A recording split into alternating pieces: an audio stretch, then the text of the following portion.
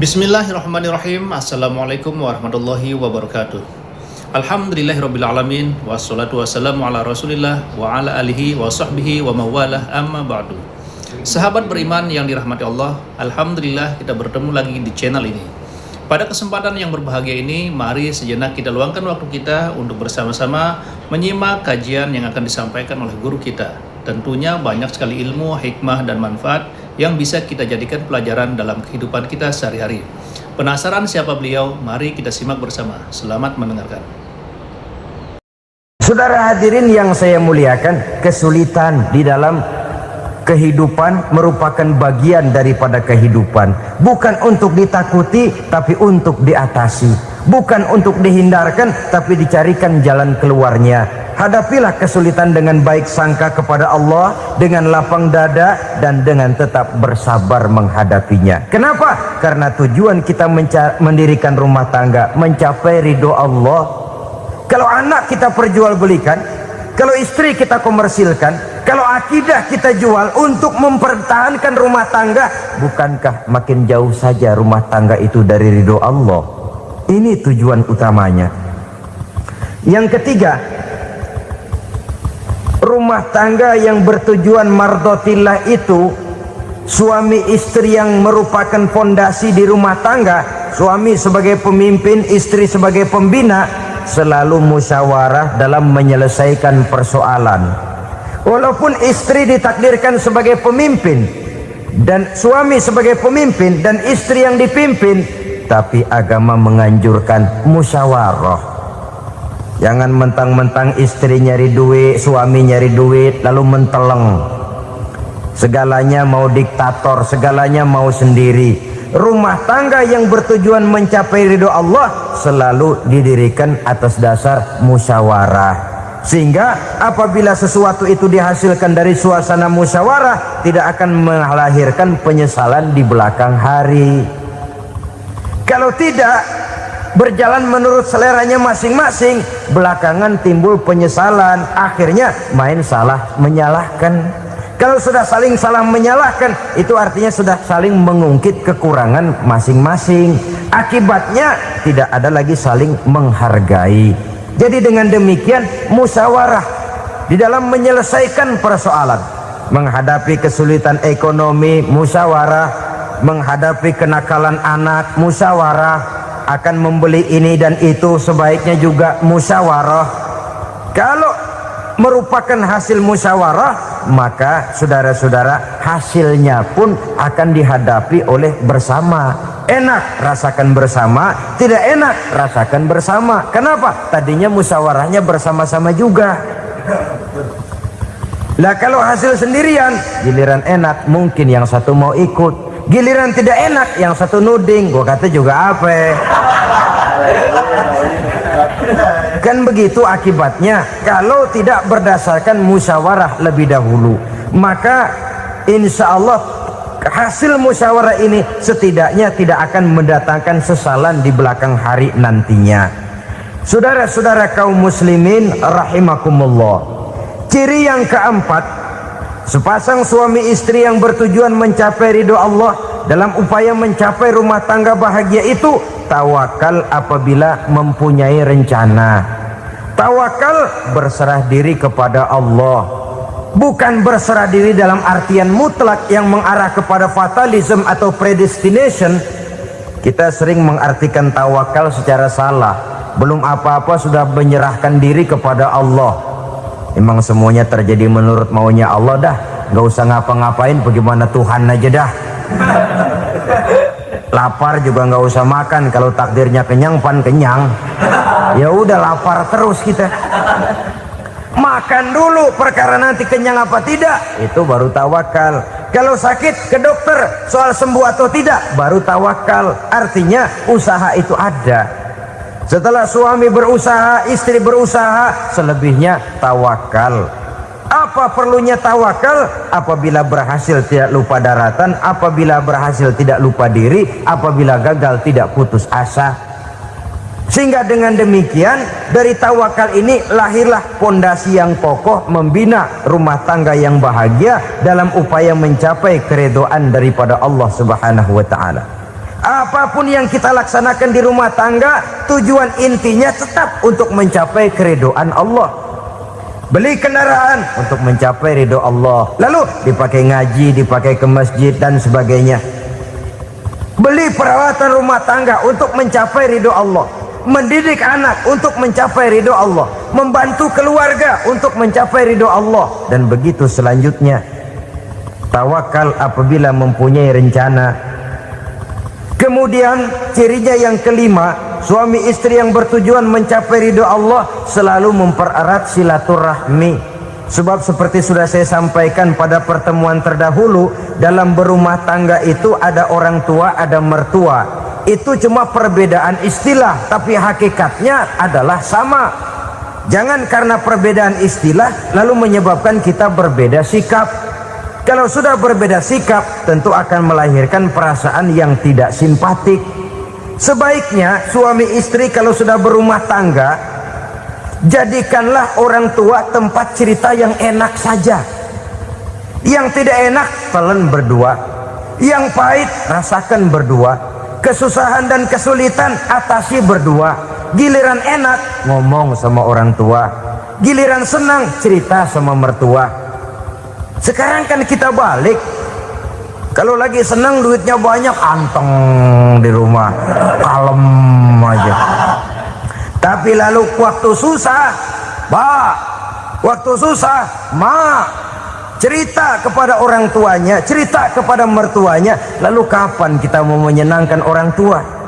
Sudahlah mereka susah mendidik kita di waktu kecil, membesarkan kita, melakukan segala macam pengorbanan.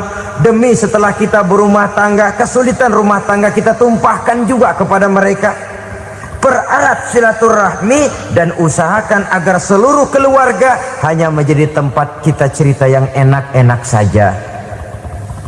Istilah sehari-harinya, kalau di rumah kita makan sama sayur bayam, keluar rumah diem, malah seluitan. Tetangga tanya, lu makan kayaknya enak banget apa sih? Daging ayam.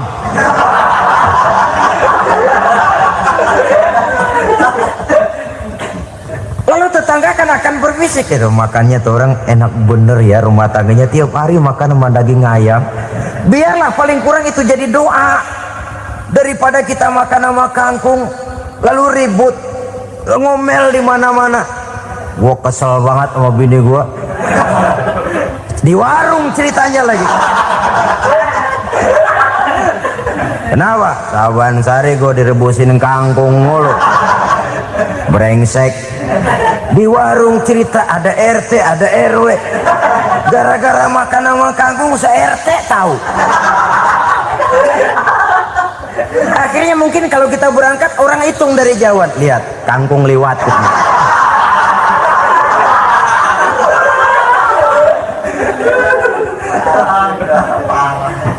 Bisa menjaga yang disebut security informasi, rahasia rumah tangga.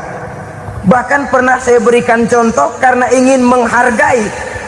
Suami beliin kain batik buat istrinya, istri tahu begitu sepintas nih kain jelek nih, tapi karena mau menyenangkan suaminya dia bohong. Bagaimana Bu kain yang bapak beliin? Aduh bagus bener Pak, bagus sekali itu kain. Warnanya Pak emang yang model begitu tuh. Tetangga kita mana ada yang pakai kain begitu Pak? Ya emang nggak ada, jelek. Menghargai. Sebab kalau waktu itu si istri jujur, yang timbul sakit hati suami. Bagaimana Bu kain yang saya beliin? Goblok lo.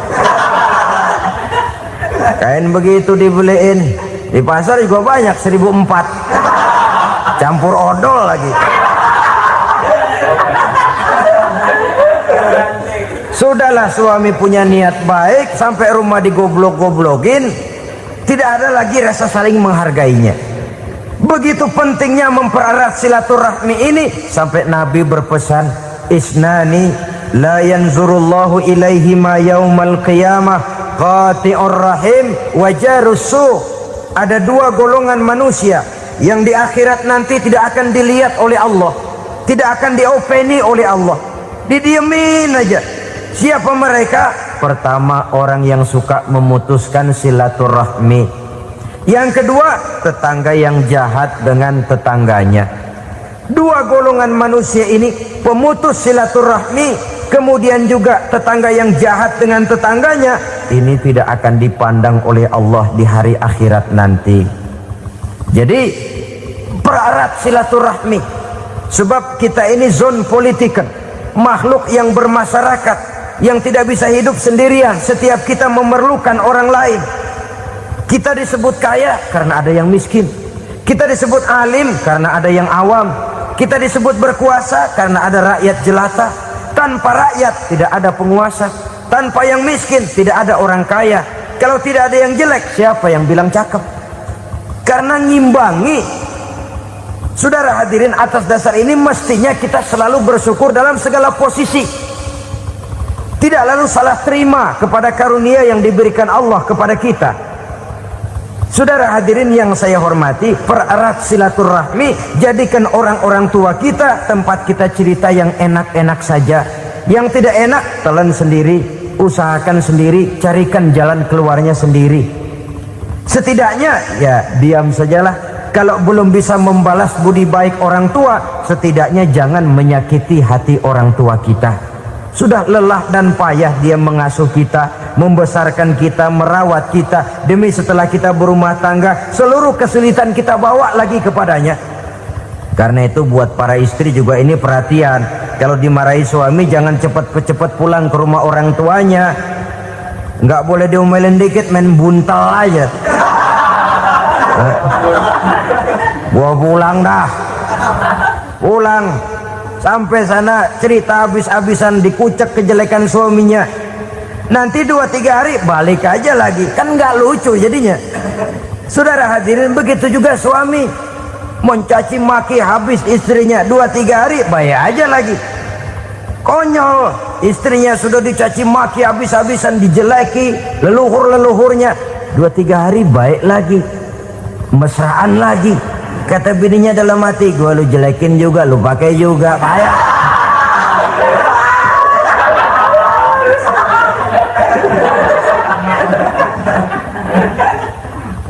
Saudara hadirin yang saya muliakan, itulah sebabnya pada awal tadi saya katakan perlunya kita mempunyai timbangan baik sebagai suami maupun sebagai istri. Nah, dari mempererat silaturahmi ini akan terjalin rasa kekeluargaan. Maka tradisi arisan keluarga itu bagus sesungguhnya untuk mempererat silaturahmi. Cuma celakanya bukan silaturahmi yang jadi tujuan, arisannya itu yang jadi tujuan. Akibatnya apa? Kalau belum narik mah semangat banget datang dah. Begitu udah narik aja udahan. Itu celakanya. Akhirnya silaturahmi jadi nomor 2, arisan semata-mata yang menjadi tujuan. Sesungguhnya itu bagus untuk mempererat silaturahmi. Karena kalau kita dengan kita sesama saudara sudah tidak saling mau mengenal, bagaimana dengan anak-anak kita? Bagaimana dengan cucu-cucu kita? 2-3 generasi yang akan datang tentu akan lebih saling tidak mengenal lagi. Baiklah ya, yang keenam, suami istri yang bertujuan untuk mencapai keridhaan Allah itu selalu berusaha tolong menolong di dalam kebajikan. Sebab Allah pesankan itu di dalam Al-Maidah ayat 6, wa ta'awanu 'alal birri wat taqwa wa la ta'awanu 'alal itsmi wal 'udwan. Bertolong-tolonganlah kamu di dalam kebaikan, di dalam bertakwa kepada Allah. Jangan bertolong-tolongan di dalam maksiat, di dalam dosa, dan di dalam usaha yang menimbulkan permusuhan.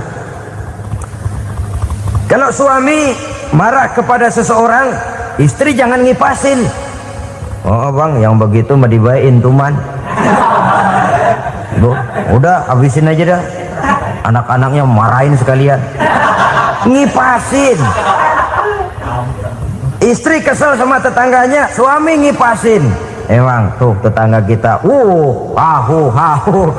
Habis orang dikipasin.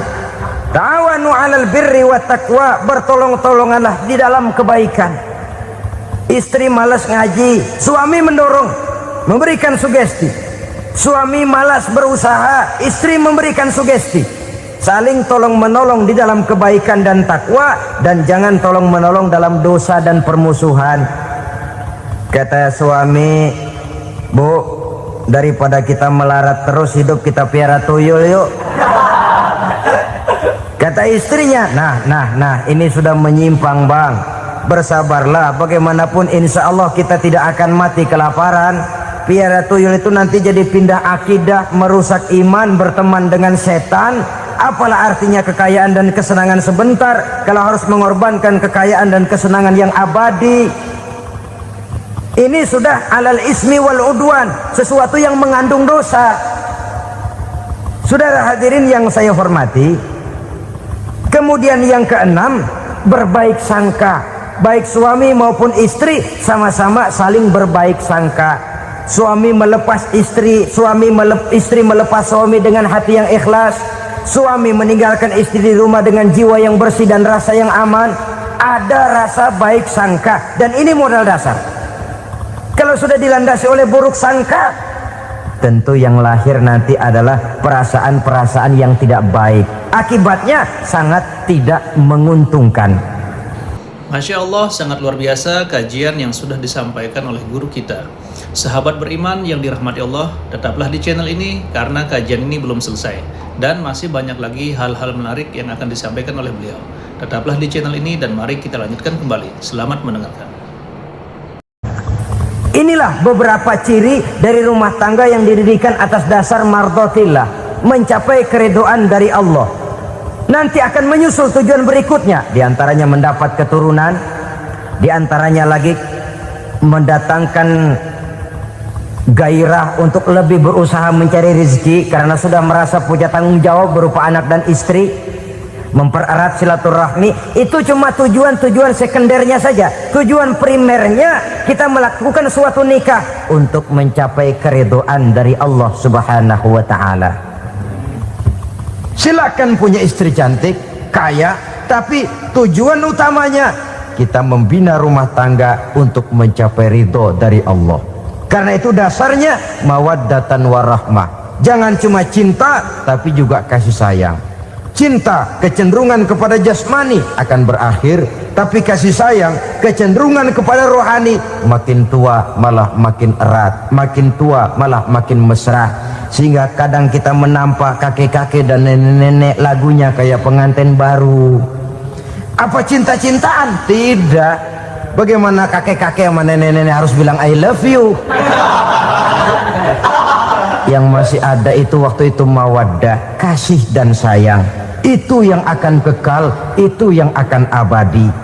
Tanpa materi orang sulit untuk bahagia, tapi materi semata bukan jaminan orang untuk bahagia. Nah, ciri yang terakhir dari rumah tangga yang bertujuan mencapai ridho Allah, sinar agama kelihatan di dalamnya. Baik suami maupun istri sama-sama orang yang taat melaksanakan ajaran agama.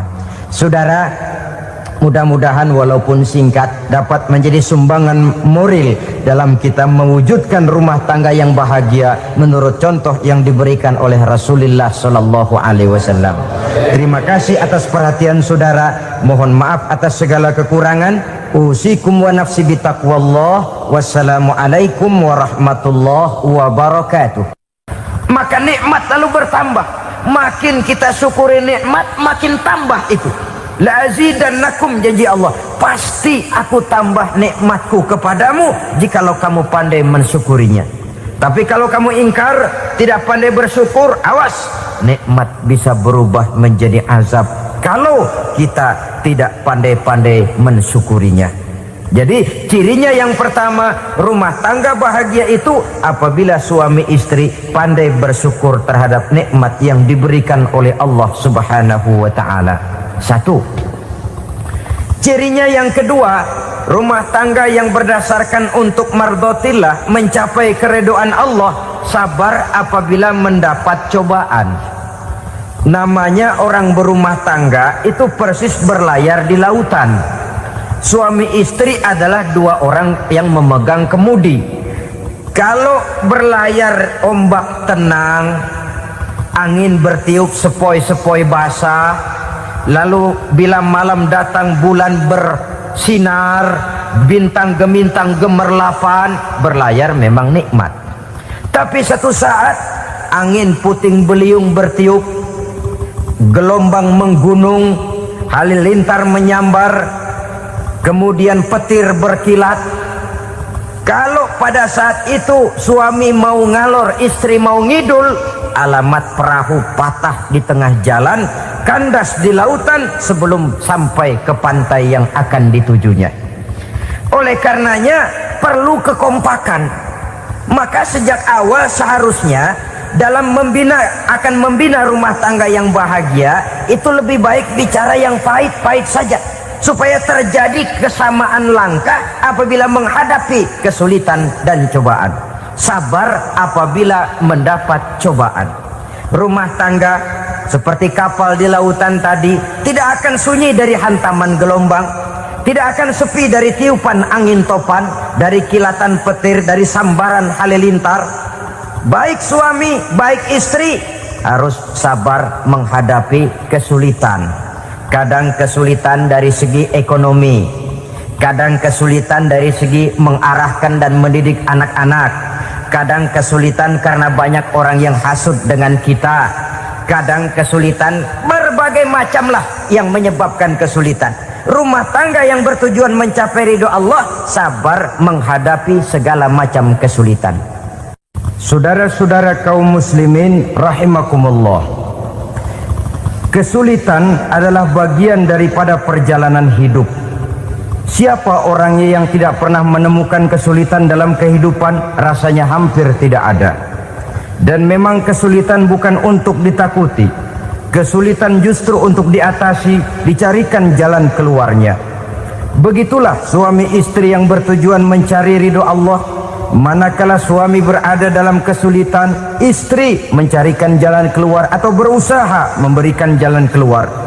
Sebaliknya, manakala istri dalam kesulitan, suami bisa mencarikan jalan keluarnya. Sabar dalam menghadapi segala macam kesulitan. Dalam surah Luqman ayat 17, Allah Subhanahu wa taala berfirman, "Wasbir 'ala ma asabak. Inna dzalika min azmil umur." Dan bersabarlah terhadap apapun yang menimpa kamu. Bersabarlah terhadap segala kesulitan yang kamu hadapi, karena sesungguhnya yang demikian itu merupakan sebagian dari perkara-perkara yang telah ditetapkan oleh Allah Subhanahu wa taala. Saudara-saudara kaum muslimin yang berbahagia, kunci sabar sesungguhnya terletak pada keyakinan bahwa segala sesuatu berasal dari Allah dan segalanya akan kembali kepada Allah Subhanahu wa taala.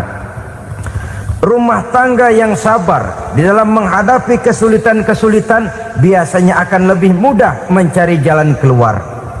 Tapi kalau sedikit kesulitan datang, kita tertimpa oleh kepanikan, oleh kegelisahan, dan oleh ketakutan yang tidak beralasan, maka kesulitan itu bukan saja tidak dapat diatasi, malah rasanya akan menjadi semakin besar di dalam kehidupan kita. Tidak ada rumah tangga yang tidak pernah berhadapan dengan kesulitan, bagaimanapun besarnya rumah tangga itu. Itulah sebabnya kita memerlukan orang lain. Hidup berumah tangga itu seperti orang punya mata. Kalau mata kita kelilipan, kalau mata orang lain kelilipan, gampang kita tiup. Tapi kalau mata kita sendiri yang kena kelilipan, tentu kita memerlukan orang lain untuk meniupnya. Oleh karenanya, suami istri harus saling mencarikan jalan keluarnya. Walaupun kerjanya berbeda, suaminya pergi mencari nafkah, istrinya berdoa di rumah. Kalau perlu melakukan sholat duha, mendoakan agar usaha suaminya dimudahkan, dan begitu selanjutnya. Sehingga dengan adanya kebersamaan, walaupun tidak selalu bersama-sama, maka masing-masing melaksanakan tugas dengan tenang dan merasa yang satu berbuat untuk kepentingan yang lain. Inilah cirinya yang kedua, sabar bila mendapat dan berhadapan dengan segala macam kesulitan. Kadang orang mendapat kesulitan itu berkeluh kesah. Bukan berkeluh kesah, tapi mencari jalan keluar dan mengambil hikmah yang ada di dalamnya apa.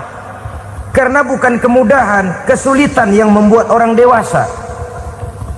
Bukan kemudahan, tapi kesulitan yang membuat orang berpikir dinamis, kreatif. Kalau seluruh jalan yang kita tempuh mudah saja, gampang saja, rasanya monoton kita ini.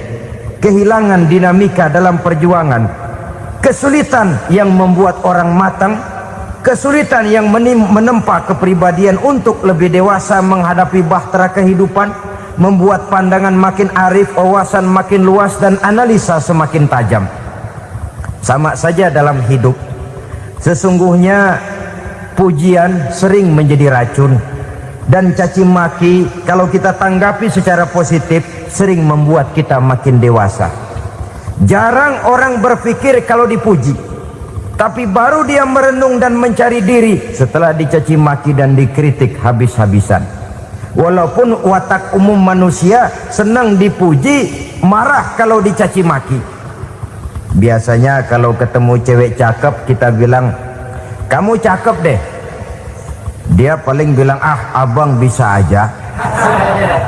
Walaupun dia bilang, ah abang bisa aja, hidungnya mah tetap mekar. Seneng kalau dipuji, itu kecenderungan manusia. Marah kalau dicaci maki, marah kalau dikritik. Tapi sesungguhnya pujian sering jadi racun, caci maki sering jadi obat. Orang takut minum obat karena pahitnya, padahal efeknya itu akan lebih memberikan kesehatan kepadanya. Orang takut menghadapi kritik, orang takut dan tidak ingin dicaci maki, padahal itulah yang sesungguhnya menjadi cambuk kalau tidak dia salah tanggap, menjadi sugesti yang mendorong dia lebih maju lagi. Karena memang bukan pujian, tapi caci maki dan kritik yang membuat kita makin berpikir tajam. Jadi rumah tangga yang berhadapan dengan kesulitan demi kesulitan, biasanya kalau ditanggapi dengan sabar akan makin mengokohkan fondasi rumah tangga itu sendiri. Tapi kalau kesulitan dihadapi dengan tidak sabar, lalu mencari jalan pintas, kesulitan ekonomi, kebetulan istrinya cakep, istrinya disuruh ngojek. Dah lu ngojek aja deh, gua nungguin setoran dah. Suami tapak di rumah. Saudara hadirin yang saya muliakan, buat sepintas memang mendatangkan materi itu, mengatasi kesulitan ekonomi, tapi apakah bahagia? Walaupun rumah bisa jadi besar, perabotan bisa serba lebih lengkap dan ada, tapi apakah semuanya mendatangkan bahagia? Sementara suami kehilangan rasa cemburunya, dan dalam agama itu disebut dayus. Dayus, suami yang tidak punya rasa cemburu kepada istrinya. Dan orang dayus kayak begitu haram mendapat bau sorga. Bau sorga saja tidak dapat, apalagi masuk ke dalamnya. Ya tapi juga jangan lantas mentang-mentang harus cemburu sama istri, overacting. Suaminya nawar sayuran, laki pulang ngomel, lu pacaran ya sama tukang sayur. Itu juga over, saudara-saudara. Kesulitan ekonomi diatasi dengan sabar. Sabar dalam arti berusaha dengan tidak mengambil jalan pintas, berusaha tetap berada di jalan yang diridhoi oleh Allah. Ini yang jadi problema ini rumah tangga sekarang ini, kesulitan ekonomi, di mana lapangan kerja sulit, di mana persaingan hidup tajam, sedangkan kita hidup ingin seperti orang lain. Kita mudah gelap mata, mudah picik pandangan, mudah sulit pertimbangan, lalu mengambil jalan pintas. Kadang menjual akidah, menjual keimanan. Kebetulan penderingan kering, ada yang nawarin beras 3 liter sama supermi 2 bungkus. Hari Minggu diajak ke gereja mau. Itu iman kena beras 3 liter telap. Kesulitan ekonomi, saudara-saudara, sehingga Imam Ali pernah berkata, kadal fakru ayyakuna kufron. Kemiskinan memang mudah membawa orang kepada kekafiran. kepada perbuatan-perbuatan yang bisa mengundang kekafiran. Oleh karena itu dalam tamsil lain beliau berkata, kalau ada ular dan ada kemiskinan yang saya getok lebih dulu, kemiskinan yang saya bunuh lebih dahulu, karena kemiskinan mudah membawa orang kepada kekufuran. Bagaimanapun sulitnya ekonomi yang dihadapi dalam rumah tangga, percayalah satu saat jalan keluarnya mesti ada, mesti ada.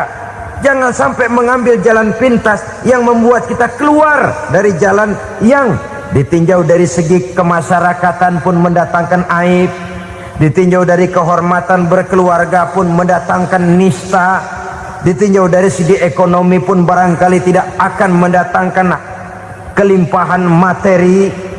Jalan pintas pada umumnya saudara-saudara hanya memberikan kenikmatan yang sekejap, dan apalah itu artinya kalau harus mengorbankan kesenangan yang abadi dan kekal. Kadang-kadang mengorbankan anaknya sendiri, anaknya dikomersilkan. Pokoknya siapa yang nyamper lu berangkat aja dah, asal pulang nenteng pisang sama jeruk sebongsang, orang tua udah anteng aja udah. Saudara hadirin yang saya muliakan, setiap kita selalu berhadapan dengan kesulitan. Karena itu rumah tangga yang bertujuan mencapai mardhatillah, mereka sabar dalam menghadapi kesulitan. Tidak ada beras, puasa saja, puasa sunnah, puasa sunnah. Lapar tapi ada pahalanya, daripada tidak puasa lalu ngegerundel. Brengsek Tuhan, gue sembahyang melulu lapar juga, sudah lapar tidak berpahala. Bukankah Rasulullah sendiri kalau pulang ke rumah Aisyah lalu berkata, ya Humairah, ada makanan hari ini? Ada makanan yang enggak ada bang. Alhamdulillah kalau begitu saya puasa. Pulang dari mana-mana perut lapar, mau makan tidak ada makanan, bukan marah, bukan ngamuk, puasa. Maka boleh puasa sunnah, niatnya udah siang, jam 10, jam 11, asal dari pagi belum makan apa-apa. Niatnya jam 10, sah, dengan catatan dari pagi belum makan apa-apa. Jangan sudah sepiring setengah baru niat, itu lain. Itu ngojek namanya itu. Pengertian dalam kesulitan. Satu malam beliau pulang dari masjid agak larut. Habis ngajar banyak yang bertanya, ketuk pintu, assalamualaikum, assalamualaikum. 3 kali beliau memberi salam, tidak ada jawaban, tidak dibukakan pintu. Rupanya istri beliau lelah bekerja di waktu siang, tidurnya pules benar. Marahkah Rasul? Tidak, beliau gelar sorban, tidur di depan pintu. Asraful anbiya wal mursalin ini, Rasul termulia ini, karena menghargai istrinya, tidur di depan pintu. Sampai Aisyah bangun sepertiga malam, terkejut buka pintu, suaminya ada di depan pintu. Beliau bangunkan. Ketika dibangunkan, Rasul lebih dulu berkata, maaf sayang, saya pulang terlambat. Sudah nggak dibukain pintu, tidur di depan, dibangunin, beliau duluan yang minta maaf. Pengertian. Kalau emosi memang nggak dibukain pintu, tidur di depan, begitu dibukain yang enak kita tunjuk jidatnya. Alhamdulillahirrabbilalamin. Demikianlah kajian penuh ilmu, hikmah, dan manfaat yang sudah kita dengarkan bersama dari guru kita. Semoga kajian yang beliau sampaikan kepada kita semua menjadi ilmu yang bermanfaat dalam kehidupan kita sehari-hari, dan semoga kita semua bisa istiqomah dalam mengamalkannya. Amin ya rabbal alamin. Demikian yang dapat saya bagikan, kurang lebihnya mohon maaf. Sampai bertemu lagi di kajian berikutnya. Wabillahi taufiq wal hidayah, waridha wal inayah. Wassalamualaikum warahmatullahi wabarakatuh. Setelah kita mendengarkan bersama kajian yang sangat luar biasa dari guru kita, sekarang mari kita lanjutkan aktivitas kita masing-masing. Semoga kajian yang beliau sampaikan kepada kita semua menjadi ilmu yang bermanfaat dalam kehidupan kita sehari-hari, dan semoga kita semua bisa istiqomah dalam mengamalkannya.